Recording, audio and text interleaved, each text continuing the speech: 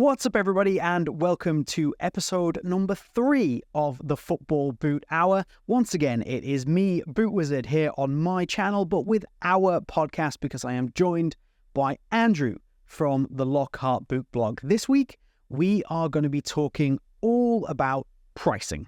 We're talking about whether boots are too expensive. We're talking about why boots have got so expensive, if it is justified, and we're also going to give you a few little tips and tricks on maybe how to get some boots that are a little bit cheaper, a little bit more affordable, while still getting a really top-end boot.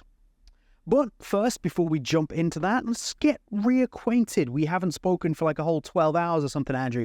So firstly, we want to start something. We want to talk about what have you been wearing this week? Like, what is your boot? What have you been testing?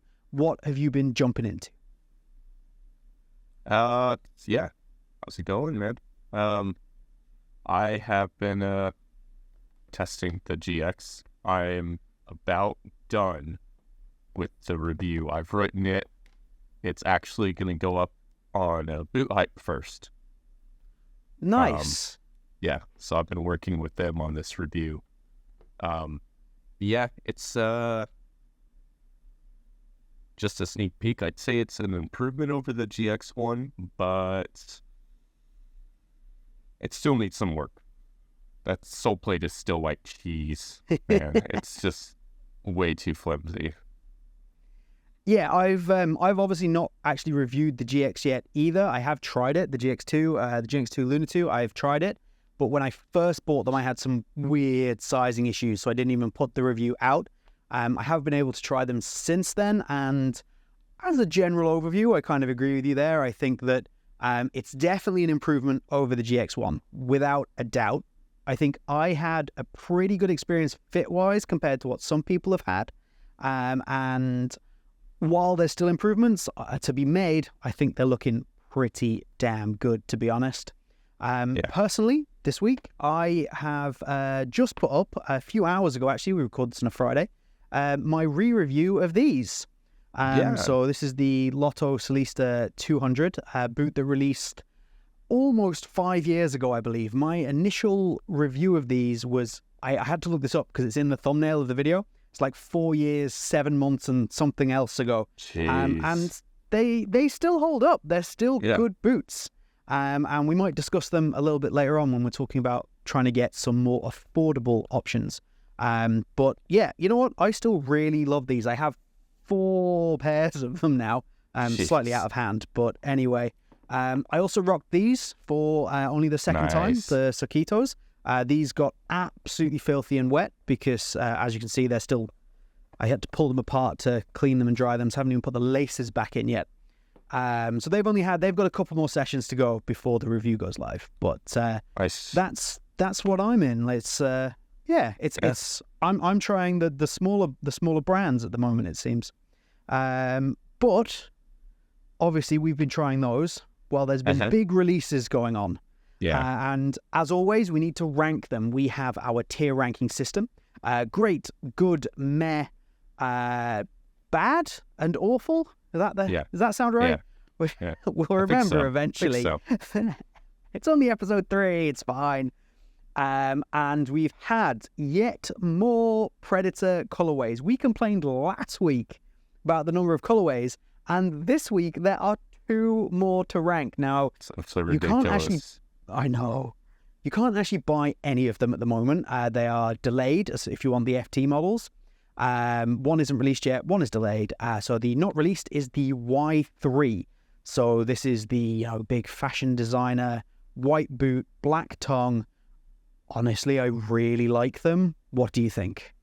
Yeah, I really like them too. They did release here already, though. So okay. They released, and I got on the retailer. I got on the Caddy, and I was like, I can't be bothered. It's so expensive. They look great, but yeah. What price were they with you? They were 50,000 yen, and the normal Predator is 31,000 yen. So it's about 100 I'd say about 115, 120 euro markup from the regular Preds. Yeah, that's similar here. So they're going to come at 400 euros here. And a regular FT Pred, I think, is 260.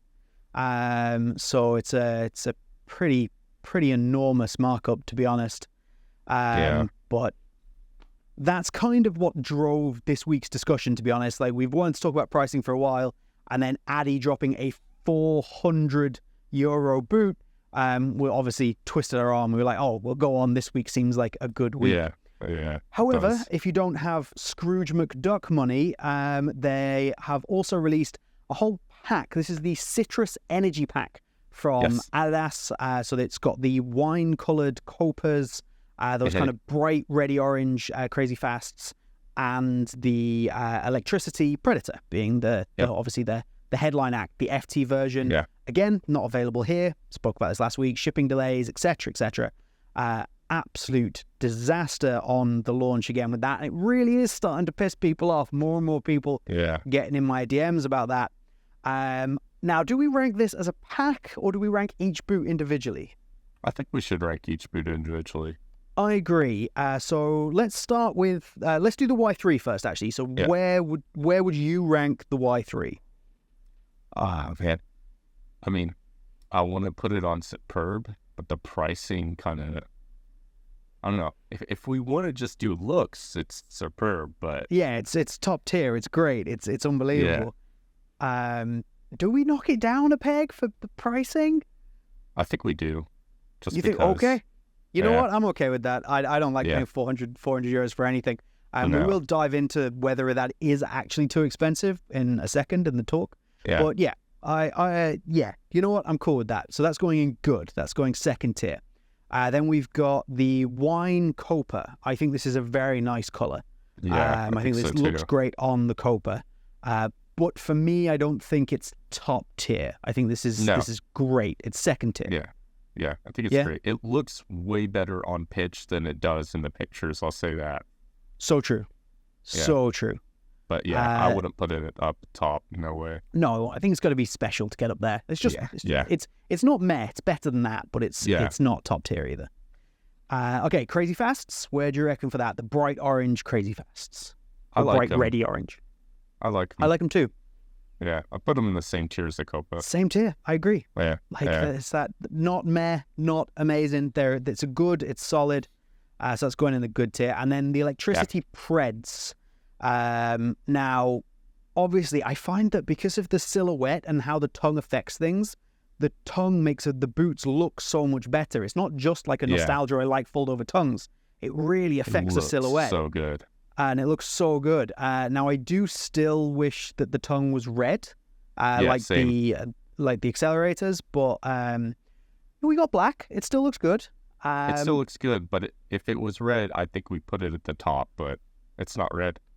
It's not red, so I think it's good. I think the whole pack goes in good then. So the Y3s and all three of the new Adidas releases, all in good.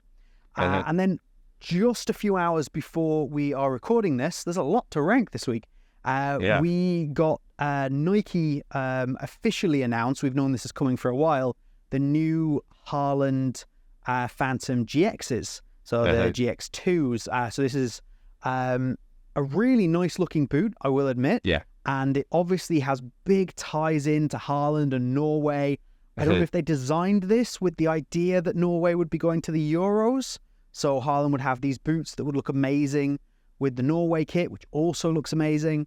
But all that's happened now is Norway aren't going to the Euros. And Haaland has a very Mancunian red-looking boot that he's going to wear for the most of the rest of the season. Doesn't seem that smart to me. And they did so well on the Norway kit as well. Like, they had such a nice launch with it, and they finally did something to that kit, and then they didn't go. Disaster. So I would say, Ollie at the OC Boot Blog made a really good point earlier. He said that if they'd have done something similar with the boots, that had them like have a blue back half or like something different other than just being all red, it probably would have been better considering he's going to play in a Man City kit for the rest of the season. Yeah. But I still think they're good-looking boots. But again, for me, not great. They're good, I think. Yeah, they're good. Yeah, I think, again, it's harsh to put them in meh. I think they are better than that. But for me, they've scraped into good, really. They are just they're a red boot with his name on the back of it. It's nothing too particularly interesting. Yeah. Fair enough. Well, that is a big ranking session, and I do apologise for anybody who's watching this on YouTube right now, because it appears a little green square keeps coming up over my face. I don't know why that's happening, and I can't fix it. But, if you're watching this on YouTube, segue, please do subscribe while you're here. Yeah, you're on the Boot Wizard channel. Please do like the video, get subscribed to the channel, and if you have any questions for us, we will do questions at the end of the episode like we always do. Please leave them down in the comments, or of course every week one of us has a story up on our Instagram where you can also leave us a question.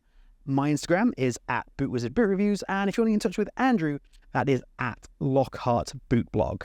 Look, you see how seamlessly I segued that all in there. Very nice. I'm quite pleased with myself.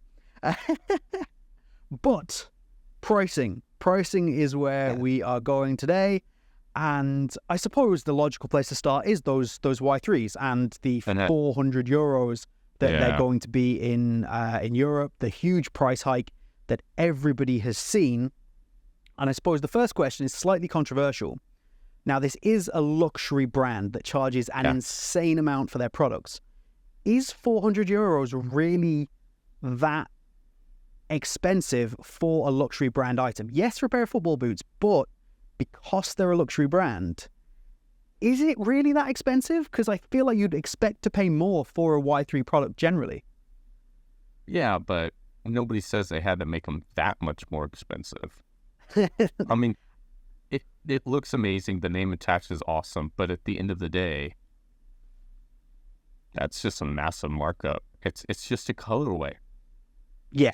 There's nothing extra about the boot. That I'm sure it comes in like a nicer box or something. But a bit of cardboard, I argued this before, a bit of cardboard does not make your boot that much more expensive. Yeah. I understand they probably have to pay the licensing fee to use Yoshi Yamamoto's name, but yeah, I think they could have at least done, €350 or something, and that still put it as exclusive, but not put it out of the reach. Well, I mean, people are still probably going to buy them all, but they're definitely gonna buy, and I think we've had for a while, definitely gonna sell. Sorry, I think we've had for a while as well, where like the sneaker market, I kind of end up referencing the sneaker market a lot because it feels like it's influencing the boot market. Yeah, it definitely informs the boot market. Yeah, where the sneaker market has started to move to a place where resellers are getting kind of like pushed out a little bit because of the way that companies are moving and things are being done. And in order to try and keep their profits and keep money coming in, they're starting to look at other avenues. And one of those avenues is definitely football boots, and something like a Y3, that those sneaker resellers are definitely looking at it being like, there's money to be made here. Yeah. I mean, we both saw that video where the guy picks up like the Total 90. He's like, you could do like a double markup on these, blah, blah, blah. There's so much money into them. Guy with literally the most slappable face. Literally advertising, please go and rip off people who want to buy football boots. But resellers is probably something we'll get into in more detail in maybe the next episode. We'll see if anything crazy happens during the week. But yeah, I expect a markup, and I'm happy to pay more for something like the Y3. Yeah. But €400 is an awful lot. Even for a Y3. Now, you can solidly make an argument that you could expect to pay €500-600 for something from that brand of a similar vein. But at the end of the day, these are football boots, and there is a standard pricing that we kind of have. And to mark up by that much really hits hard. And especially when, like you say, there's probably a nicer box. But are they going to be, A, as limited as the Predator 30? Are they going to come in as a nicer box as the Predator 30? I'd say the answer to both of those questions is no. And they're more expensive than the Predator 30. And the Pred 30 was mad money. That was 350 euros, I think. Yeah, it was. So, yeah, like, I see the argument from both sides, but at the end of the day, I'm cheap, and I think it's too much money. Yeah, I absolutely agree. We're always on the same page. We need to find something we disagree on so we can have an argument. Well, it's funny. I remember writing a thing 2 years ago now, maybe 2.5 years ago, about how boots were too expensive.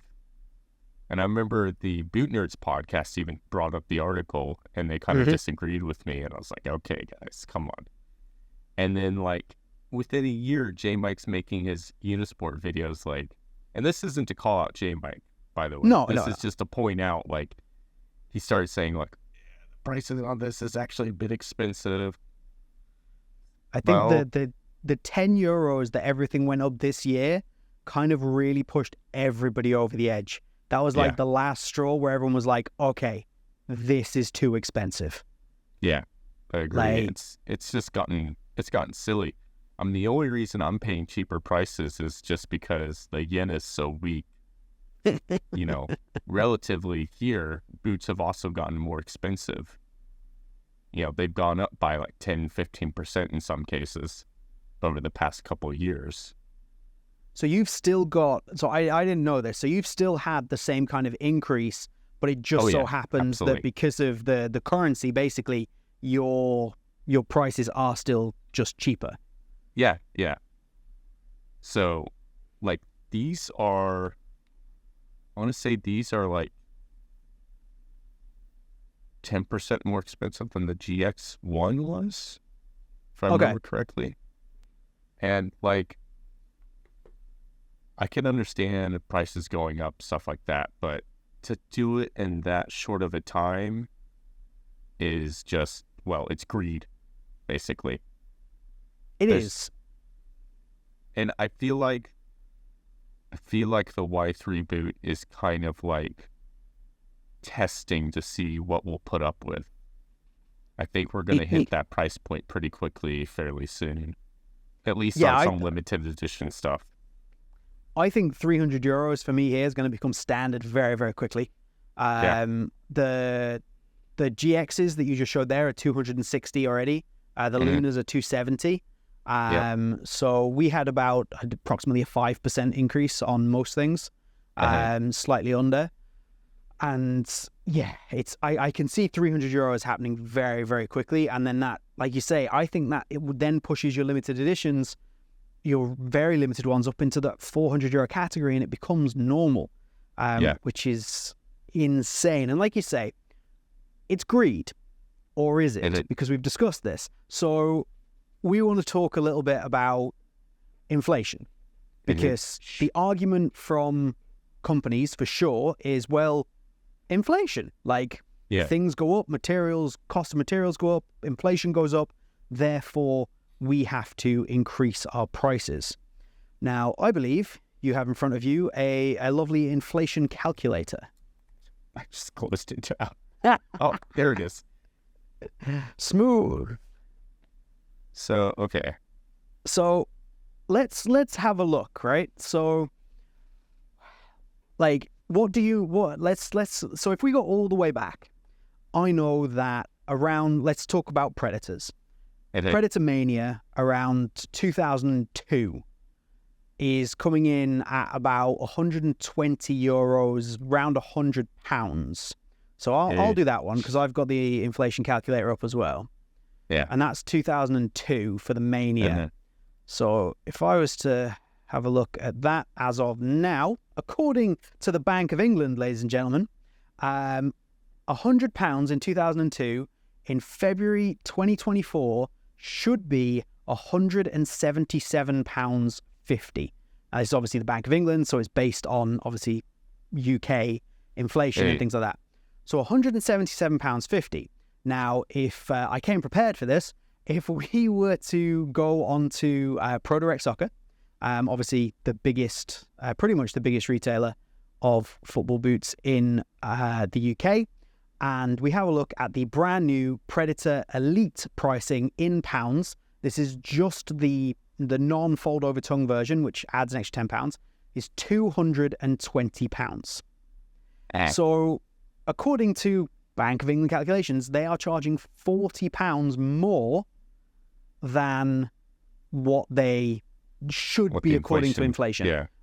So that's an extra 20%-ish, according to my very rough calculations, that they've added onto pricing and essentially passed off as inflation. Now, there are other factors at play, of course there are, but 20% more than inflation is taking the piss, if you ask me. That's ridiculous.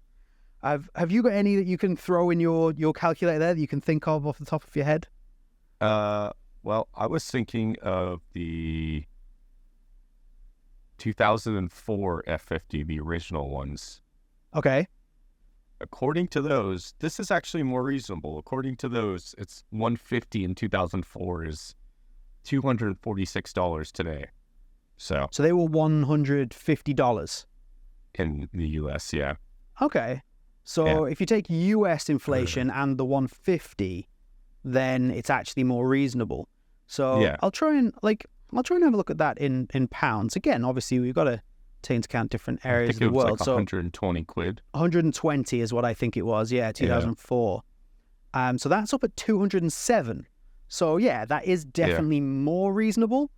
But we're still talking. Yeah, you know what? It's still more. It's still a big bump. It's 20 euros, £20. Sorry, more than it technically should be by inflation. 10%. It's kind of that level you might accept. But when it's like the main years that I was talking about there, that level of inflation is absolute madness. And I did look recently. Now this specifically applies to Ireland, really. Obviously where I am. But if you were to take, like, you can do this at home, find any inflation calculator. If you know the price of boots from way back when, there's some ProDirect and Nike old magazines that you used to get. You can see pictures on the internet and you can see what boots used to cost. You can throw it into your calculator and you see what they should be now. The Internet Archive is a great source for that, actually. Oh, there you go. Yeah, just I didn't know that. There. Yeah, pop in there, type in ProDirect Soccer. It'll pull up different screenshots they took from over the years, and you can go back and even click around the website a little bit and look at prices. There you go. So you can definitely do that.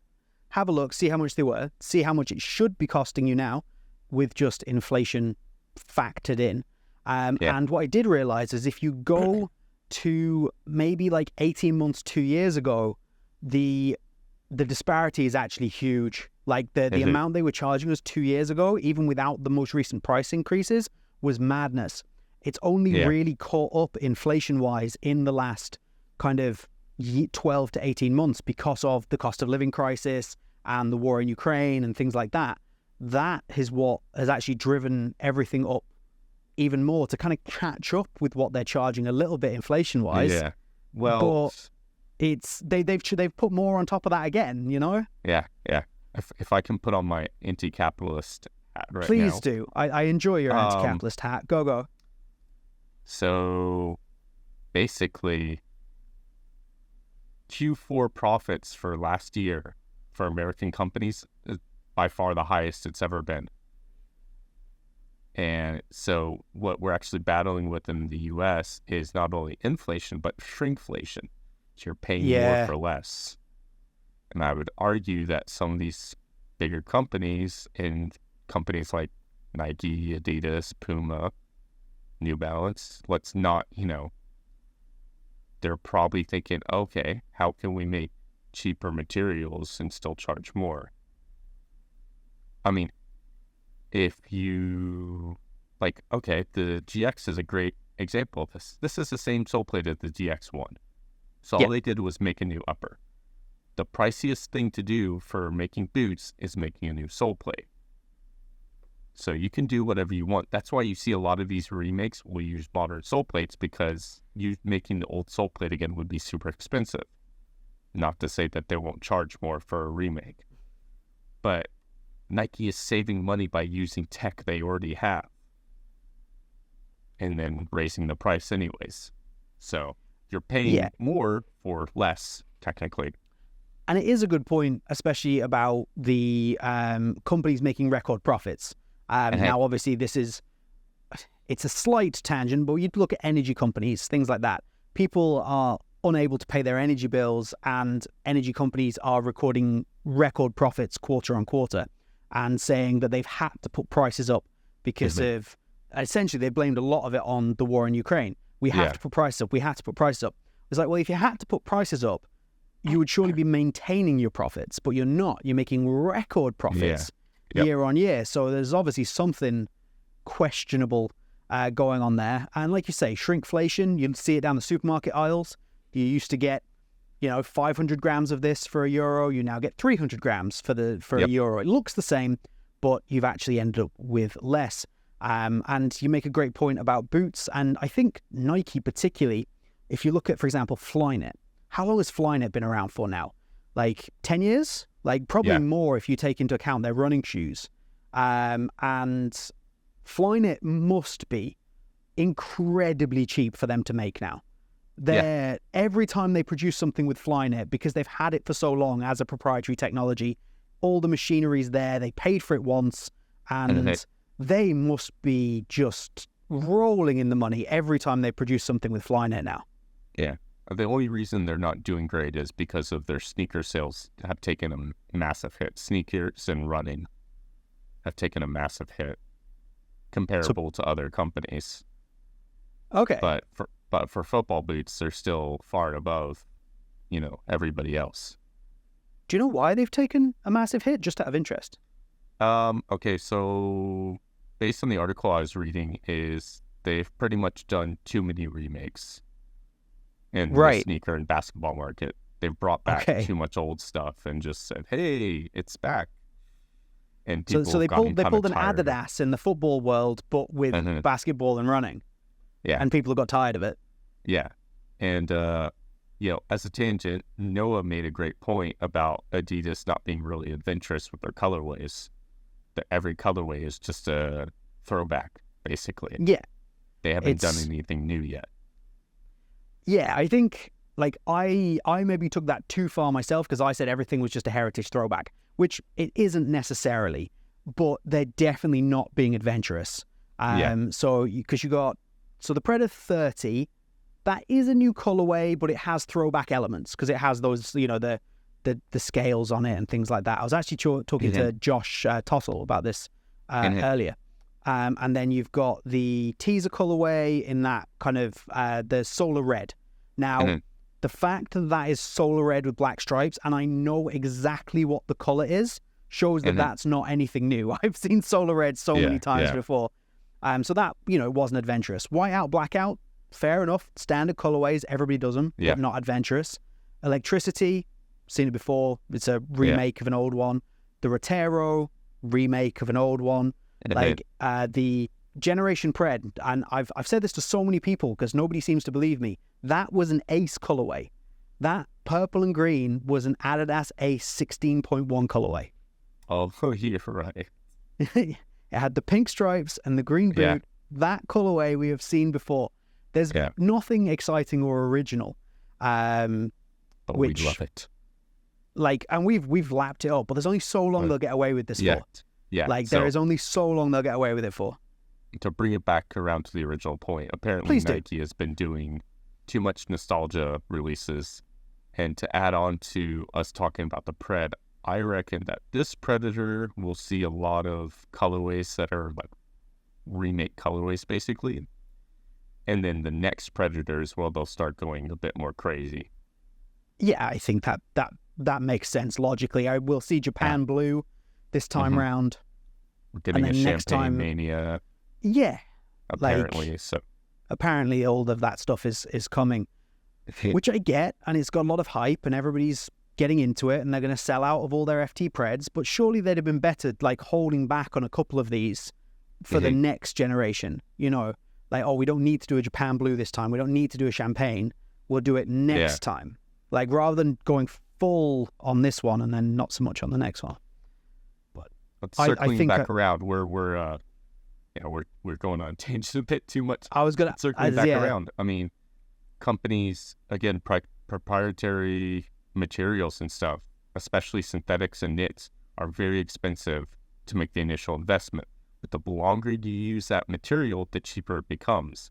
I mean, so Nike didn't make Teijin synthetic. Teijin's a Japanese company, and they made the synthetic for them. But again, they've been using it for years and years and years and years.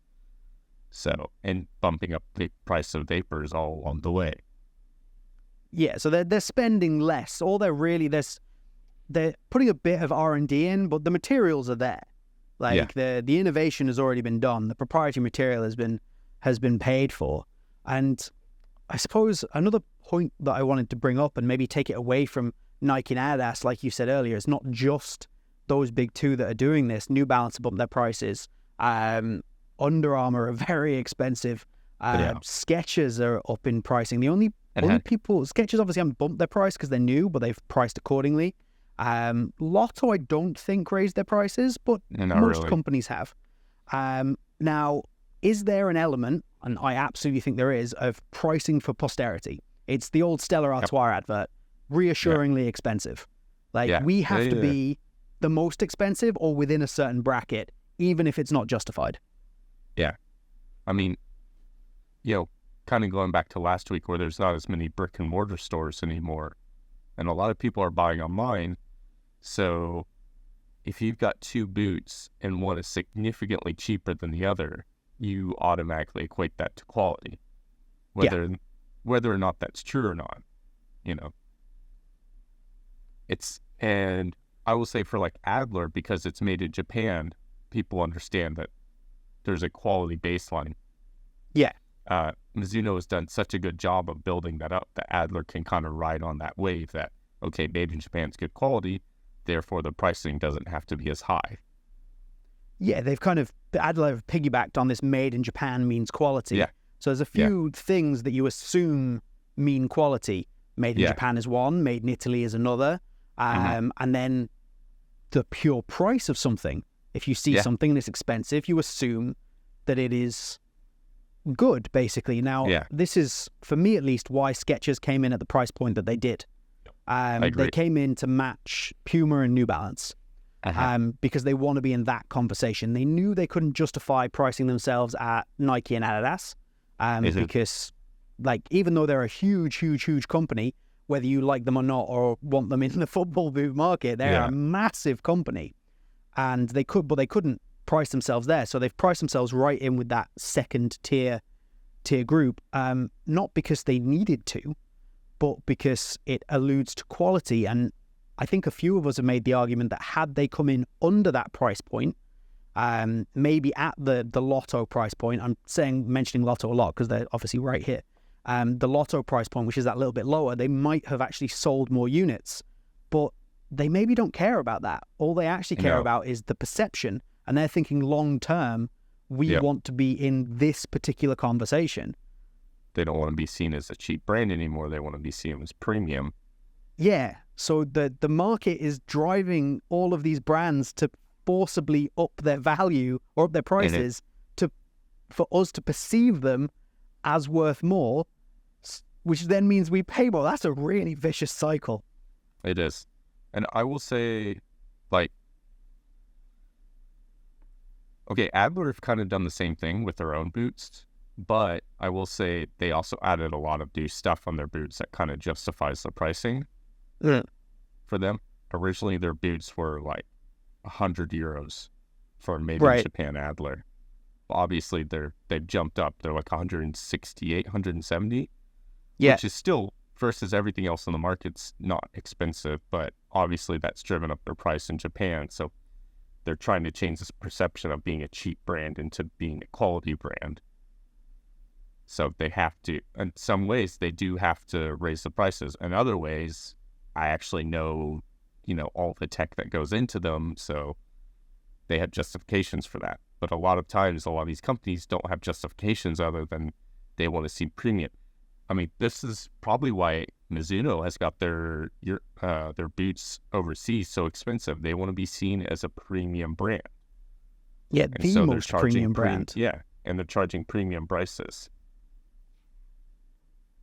Yeah, I think that that's 100% it. It's a lot about perception, and we're the ones that end up paying for that. What you actually need is everybody to just drop their price by a certain amount. But as we said earlier, brands will constantly push as much as they can to charge as much as they can, because then they're making as much money as they possibly can out of us. Essentially, the only people that are actually losing in this scenario are the end consumer, are me, you, everybody listening and watching. The only people losing are us. Yeah, absolutely. And it's going to be that way until, it's going to be that way until the bottom falls out of the market, and then companies realize they can't do this anymore. So I feel see like how long it lasts for. Yeah, I feel like I called the bottom falling out of the market about 2 years ago to happen like soon, as in like to happen by about now. It just doesn't look like it's happening. Like, no. It's... I just don't know when it is going to. If it is going to, it has to happen eventually, but it's right now, I don't know when. I think we see it in a way with how quickly stuff is getting marked out and how deep these markdowns are. Like, I don't know, pick a Predator from last year. How much are those going for now? You know what? Let's have a look, shall we? Yeah. So this is going to make for great radio if somebody's listening to this rather than watching it, me just typing on a computer. And ProDirect website is being as lovely as it always is by, oh my God. Perfect design. No notes. Just no notes. No need to try anything different at all. But we will keep talking while I'm doing this. But yeah, kind of the point is that they've even stuff that's a year old, whereas before it wouldn't be marked down that much, is being marked down like crazy just to get rid of inventory. Yeah, for sure. And I've noticed as well, even the current line Tiempos, now obviously they're not doing particularly well overall, but the current line Tiempos are I can get them at mad prices. I can get them less than half price in some instances. Yeah. Which is insane for a current boot. Like, so this is the Ready Pack, the launch colorway.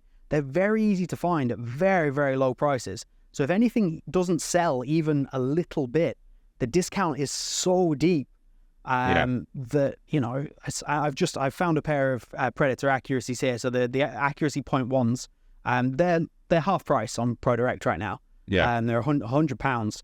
And like you say, they are a year old. They're less than a year old.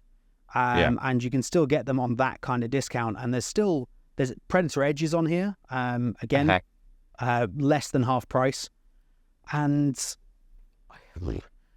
I suppose that leads quite nicely into something we did want to talk about, which is how to get your boots outside of paying 260, 270, 280 euros for a pair of boots. It's madness. So I suppose some top tips for people, and I think the first one is to look outside of the big brands. So for me at least, look outside of Nike and Adidas for a starter, because you can go from 260 euros immediately down to 220 euros just by doing that. Look at New Balance, look at Skechers, look at Puma, look at Lotto, Sakito. I can't think of any others off the top of my head that are in that kind of price range.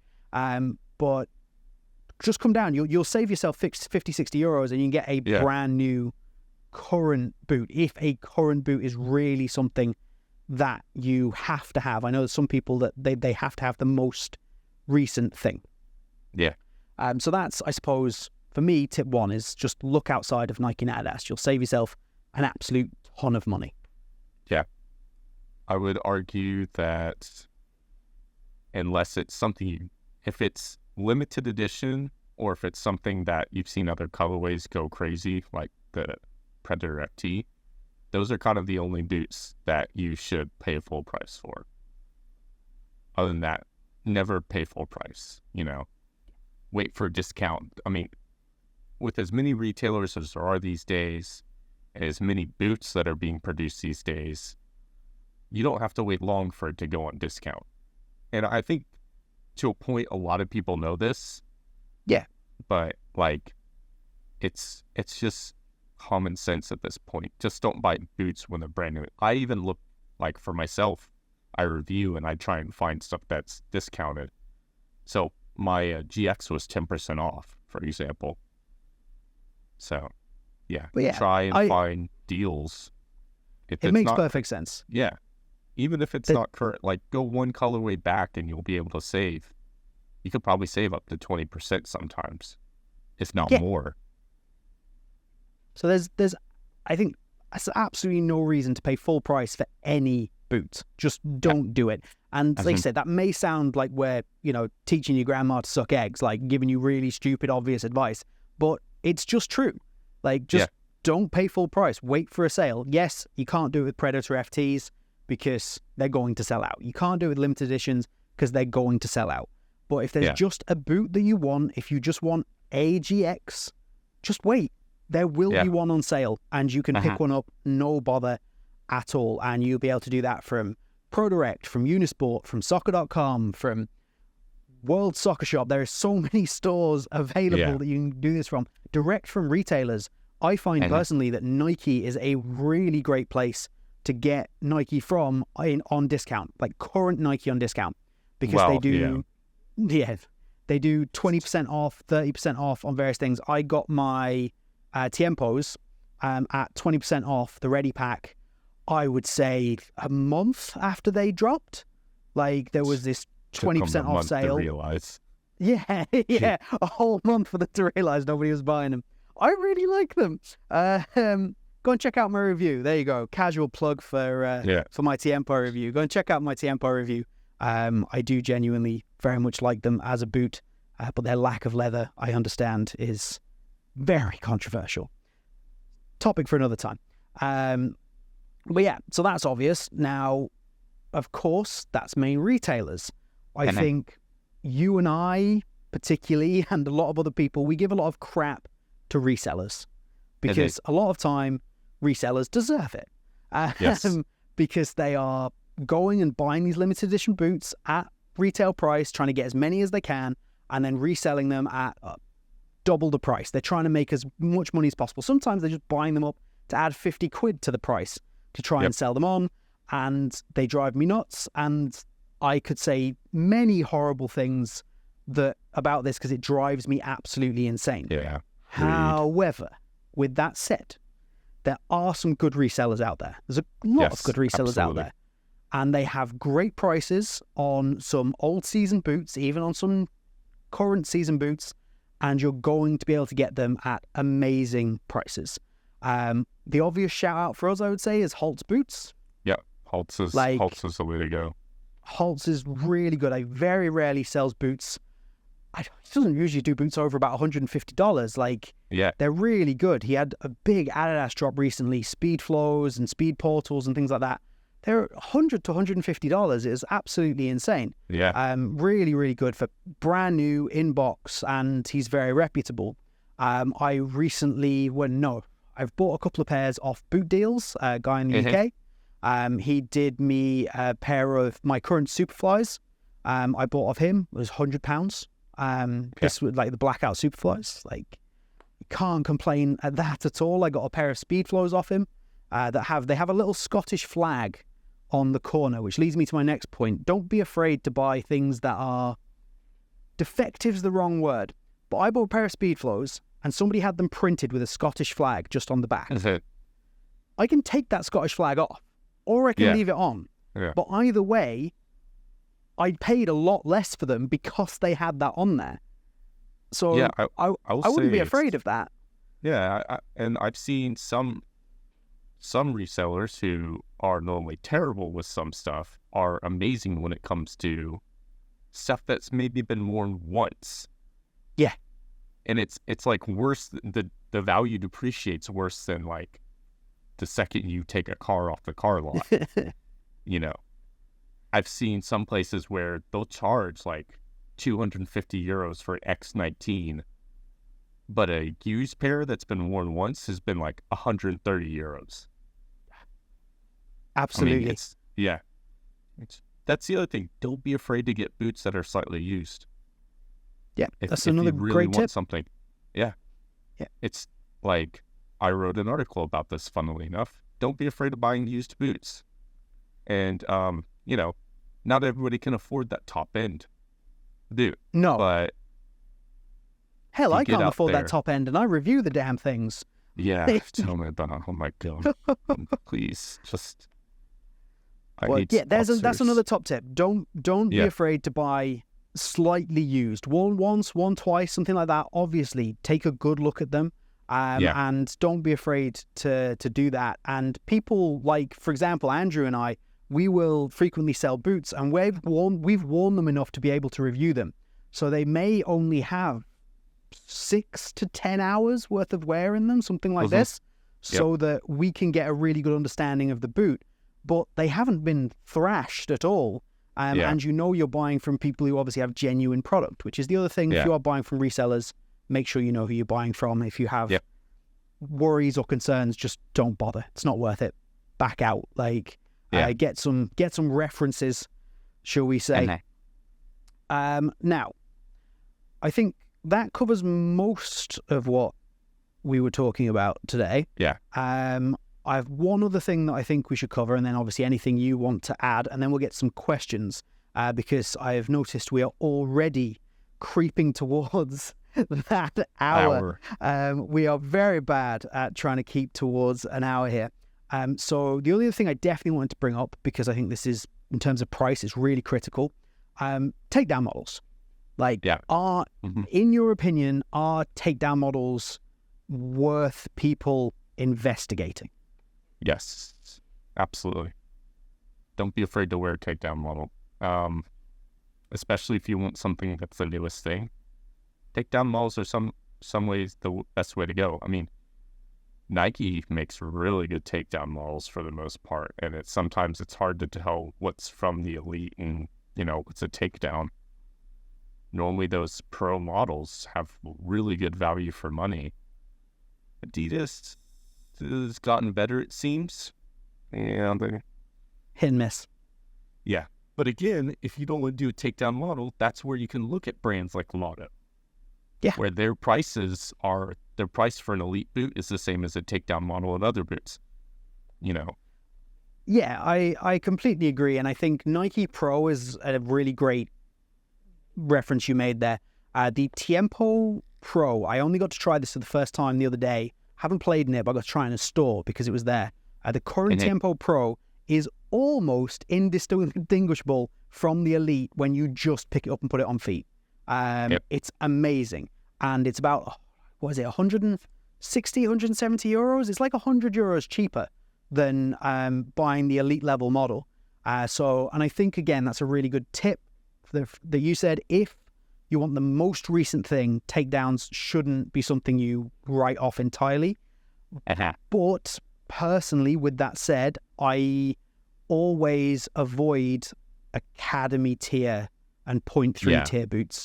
Because I just don't think they're good enough. I think what you pay for them is too much for the quality that you get. And if you have that money, if you have brand new academy tier money, that means you have last season's elite level money. Like, pretty much. You have 100 euros to spend on a pair of academy boots. You have 100 euros to spend on last season's elite level boots. So definitely do that. And you've probably got money for last season's pro boots with some change in your pocket. So yeah, personally, the only thing I would say is to avoid the academies and the 0.3s. I don't think they're ever worth your money. That pro level, sometimes absolutely worth it. I generally would advise Nike, or alternatively things like Lotto. Not just because Lotto at full price is cheaper than Nike and Adi by like 100 euros plus, but I'm pretty confident that right now these boots are going for £80 on ProDirect. That, like, if you can go and buy the most recent colorway for 140 euros from Unisport right now. They're already on sale. We talk about things going into discount. These go into deep discount because they're Lotto and it's not as desirable as it once was. So you can pick up some mad deals. You can get you used to be able to get a couple of months ago, the fourth colorway of this was £60 on ProDirect. Yeah, that's silly pricing. So go and watch my review and see if they suit you, and then you could potentially go and buy them. Yeah. Sakitos, again, not overly expensive, and if you do send back a pair of your broken boots to them and you buy direct from them, they will give you a discount off a brand new pair as well. Yeah, so that's something worth mentioning. That's another nice tip. Again, we could actually go on pricing for quite some time, it seems, but I don't want to run over by too much here.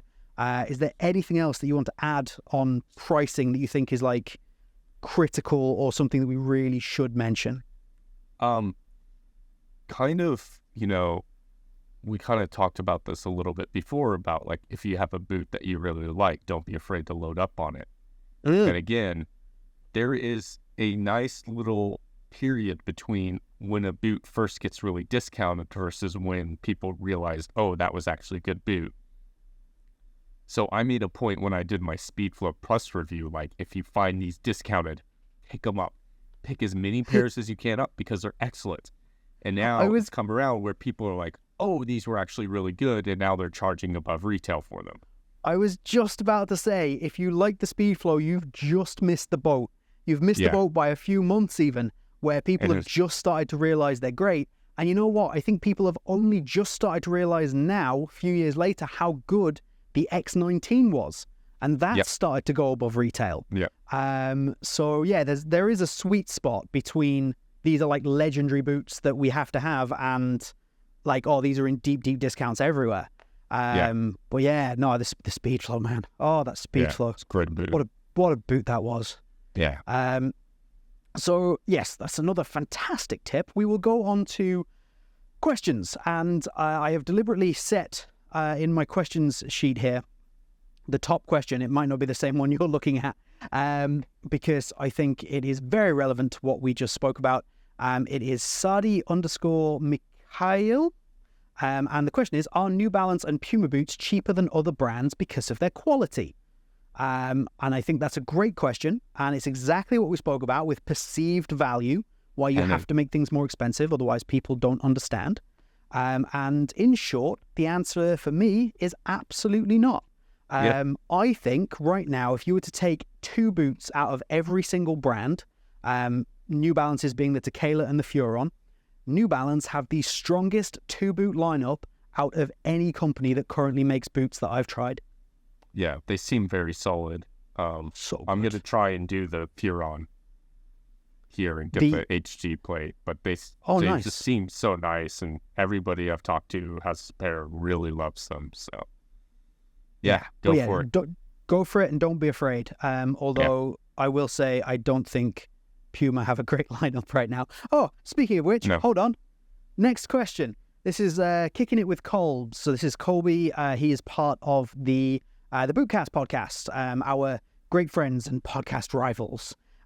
He would like to know, did Puma misstep with this current generation of their three main silos? As in, have they kind of released three piles of crap? What have you tried of the Puma? What are your thoughts? I haven't tried any of them. I didn't think they don't seem as good as past models, so I kind of just was like, I can review Puma later.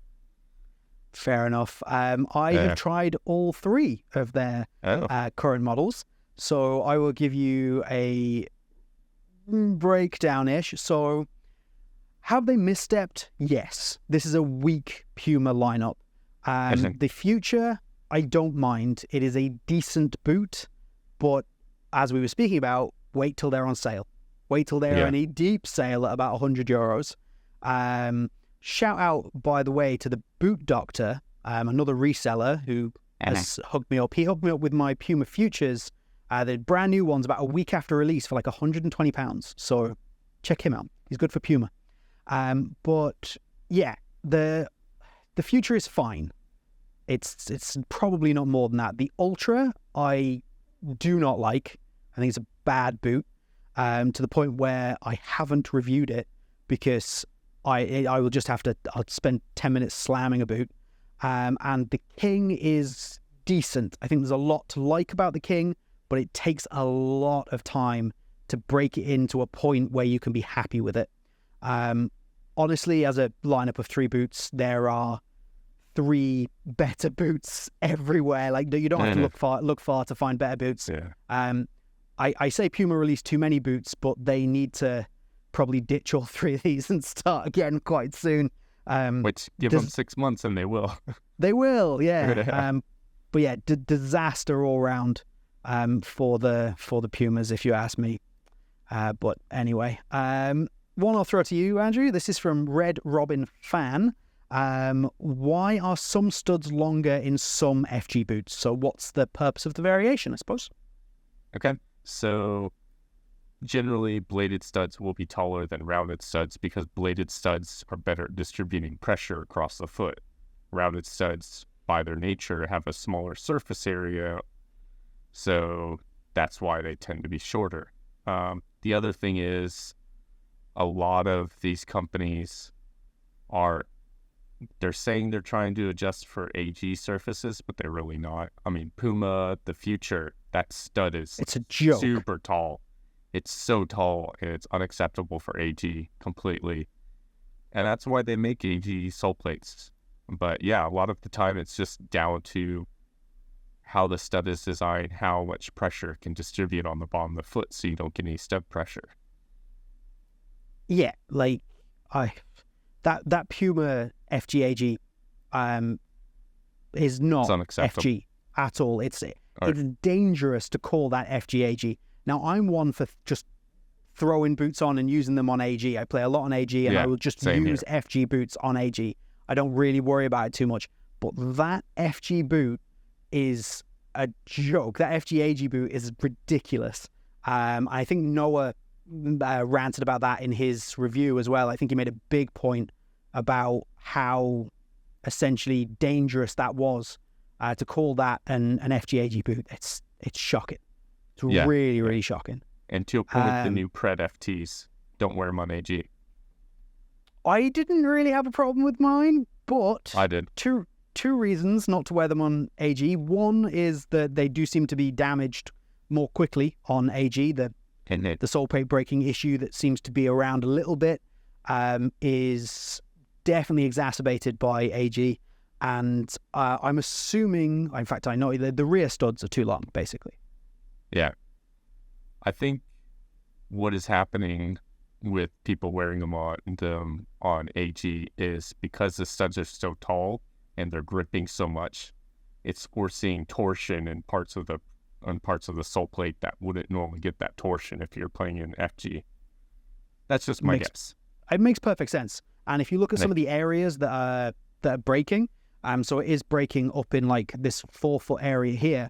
If you're planting and you're getting extra grippiness and you've got these long studs and you're trying to push off and turn, you are adding like torsion forces to like a degree that's not really going to be expected on this sole plate around this area. It makes a lot of sense. So yeah, be careful with your FGAG boots. And another one I think ties right into what we were talking about. And this is from Chris Poddle. He says, is there too much hype around the bigger brands, and are smaller brands a good alternative? So without retreading old news that we just spoke about, I think the answer is quite simply yes. Yes. I won't go into that too much more, just yes. Yes. Okay, let's have a look. So I think, as always, we have time for maybe one more question. Do you want to select the final question of the day? I would, but I can't find the question list. Well, you know what? Staring at my phone earlier. I've got the question list right here. Don't worry about that. Okay, let's have a look at one that could be interesting for the end here. Thank you to everybody who, of course, has sent in. Greatly appreciate it. Our friend Yuli, x.quetzalcoatl.x. What is a boot with that at the time new technology? So what boot had new technology at the time that you thought was bad but turned out to be good? I think that's an interesting question. Do you have anything that comes to mind? I wasn't overly sold on the Evo Power 1 back in the day, even That's on though my it was list. super soft. Yeah, even though it was super soft.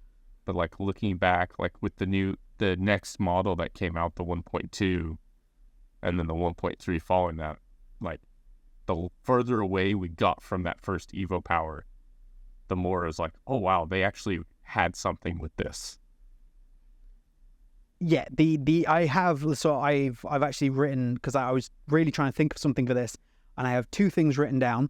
One is that something that I was kind of looking at this in reverse, because I couldn't really think about it that way. I was like, what did I expect to be bad, but actually ended up being good? And the reason I have the Evo Power written down is because I expected the sole plate to be bad because it had that weird double bend. So you could bend in both directions. I expected that to be terrible, but it actually wasn't bad at all. And then when you coupled it with the upper, that has become probably one of my favorite boots that I've ever come across, that Evo Power 1. And I like the 3 as well. The 2 was a hot mess. Yeah. And then the other thing that I have on here is that because it is obligatory for me to bring it up every single week, is the Nemesis. Now, this isn't the Nemesis 19 that I love so very much. This is, for example, the Nemesis 17. When it first came out, obviously it had that tape upper. And I was actually expecting that to be fantastic. I was like, that's such a good idea. Like, you strap your feet up, you've got your compression. This is genius. And it turned out to be bad at best. And they modified it to a point. Like, I like it on the 18. I think on the 17, I don't think it worked properly. I was really disappointed by what I got on the 17. Yeah, on the 17, I will say this, it has a tendency to overstretch. This was my problem. Like, I was like, okay, this is so smart, but then I didn't feel like it held me in place enough, even with the laced variations, because it just overstretched. There wasn't enough responsiveness. It didn't last long enough within the shape that, the last shape, and it just started to give up. And it just, I don't know, it didn't ever really feel right on my feet after, say, the first wear. And that ended up being very disappointing. That upset me, because I was anticipating that being really good, and especially with it coming off the back of that being the replacement for the Pure Agility, which was an amazing boot. Excellent. And then they have this. I'm like, oh yes, so good. And it just wasn't good. But the 18 wasn't bad. That was definitely an improvement. It improved the issues. It really was. The messy 18 is actually very good. Still trying to track one down. I have a pair now. I remember when you were trying to track a pair down, and I tried to find your pair for ages, and I couldn't find a pair, and then I found a used pair somewhere. Used boots. Buy used boots. Buy used boots. Do you have anything else that you would like to add to this particular discussion regarding price, questions, or anything of the above? Brands aren't your friends. Just brands aren't your friends. When you go to bat for a company, or you go and tell yourself, well, I've always worn Nike, I should only wear Nike. Like, if you always wear the Vapor, try the Furon. That is something we should have brought up earlier. If you like the Tiempo in K-leather, but you don't get that anymore, try this Sokito de Vista. Obviously, try Adler. Please try Adler. It helps me out a lot. I can try Adler. These guys. Yeah, try Adler. Oh, they're such nice boots. Yeah. But don't do brand loyalty. If something works for you, obviously it works for you. But, Yeah, like you said about bulk buying things, like by all means do that, like to get them in. But yes, we said it last week, we said it this week. I think this is going to become a theme. Brands are not your friends. You do not need to show any loyalty to them, because they will not show any to you, as hopefully we've managed to prove in the last hour, that they're not going to do anything to help you out. There's no need for that, for you to be loyal to them. And as you so eloquently put on many occasions, they're not going to sleep with you. Yep. It's our final thing. It's just like, brands are not going to sleep with you. That is the final take of today. Oh, well, thank you very much for listening to us for the last hour-ish, as always seems to be an ish. Okay. This has been the Football Boot Hour. I have been James. This is the Boot Wizard Boot Reviews channel, so please subscribe to the channel, like the video, and if you would like to check us out on social media, Andrew, where can they find us? You can find James at Boot Wizard Boot Reviews, and obviously on this channel, and you can find me at Lockhart Boot Blog. And that's the name of my blog as well. Some people, for some reason, haven't put two together recently, which is... We're not naming names. We're not naming names, but oh my God, I had something recently and it was just like, how long have you been following me or quote unquote following me and you don't know about my blog and stuff? So, yeah. Oh boy. But yeah, or please even follow us, please subscribe, yeah. please share. Share it, yes. Definitely. Please do. Yeah, get the word out there. This is every single week it. we do this. We record on a Friday. The podcast goes up on a Sunday, so that you can then watch at your leisure on a Sunday afternoon or on the Monday morning on your way to work in the car, whatever. Eventually, I've said this 3 podcasts in a row and I'm having serious issues. This will be on Spotify. So you will be able to watch it on Spotify, but it keeps crashing for uploads. I don't know why. I'll work it out eventually. Yeah. It will be on Spotify. But I think that's that. I think we should end it there. Otherwise, we're just going to have a nice little chat and this is going to go on for another hour. Basically. Thank you very much. Have a good one. And we will see you soon. Take care.